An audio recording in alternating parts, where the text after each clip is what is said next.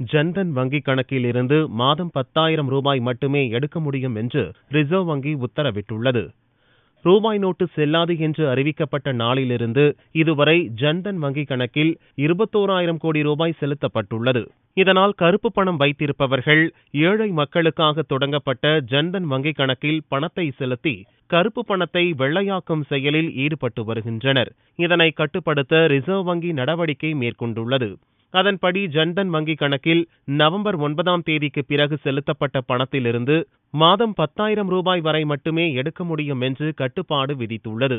10,000 ரூபாய்க்கு மேல் எடுக்க வேண்டும் என்றால் வங்கி மேலாளரிடம் அனுமதி வாங்க வேண்டும் என்றும், வங்கியில் தங்களது விவரங்களை கொடுக்காதவர்கள் மாதம் 5,000 ரூபாய் மட்டுமே எடுக்க முடியும் என்றும் அறிவுறுத்தப்பட்டுள்ளது.